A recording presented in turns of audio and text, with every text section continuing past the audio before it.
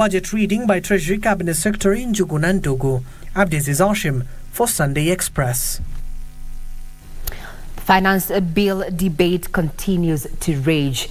Now it's going to be presented to Parliament on the 15th, that is Thursday next week, or rather this week.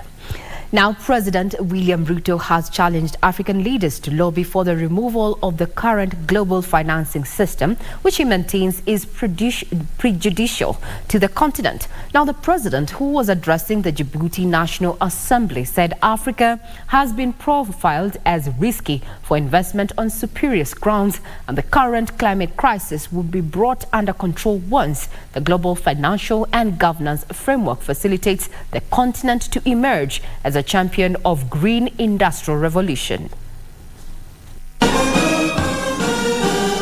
President William Ruto was received in Djibouti by President Ismail Omar Guelleh. The two leaders held talks on strengthening existing ties as well as securing stability in the Horn of Africa. Ruto said he is committed to eliminating the barriers imposed by visa requirements for Djiboutian residents traveling to Kenya. We will not only make it possible for people holding diplomatic passports and services passports to come to Kenya without the need for a visa, but I have also extended it to all the people of Djibouti, even those holding ordinary passports. The two leaders signed a memorandum of understanding for cooperation in the field of energy. Additionally, the Kenya Electricity Generating Company will drill 2 geothermal wells in Djibouti. They also agreed on technical cooperation in establishing a framework for the development of a modern state-of-the-art facility in the field of sports and arts. They also signed an MOU on mutual cooperation in Foreign Service Academy and tourism, and agreed for Kenya to support English language training and its integration into Djibouti's curricula. Kenya extended an offer of 300 positions in its higher learning institutions to Djiboutian students at the same fees applicable to Kenyan students. Additionally, President Ruto addressed Djibouti National Assembly, where he challenged members of parliament to solve Africa's problems through African solutions.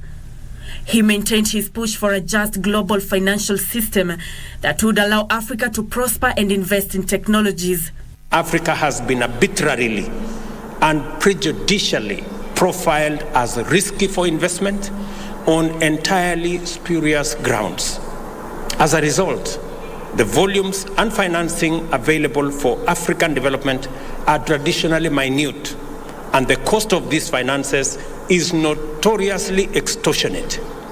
It is difficult to avoid concluding that in terms of development financing architecture, the global system is rigged against African progress.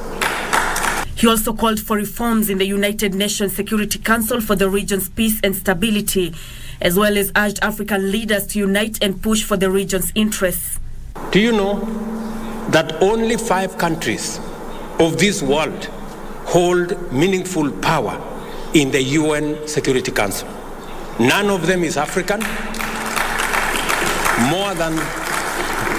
More than half of the world's population is not represented in the UN Security Council. President Ruto will on Monday attend the 14th IGAD Ordinary Summit of Heads of State and Government.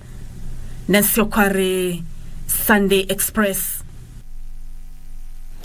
Back to the local scene, Deputy President Rigathi Gachagua has urged security officers in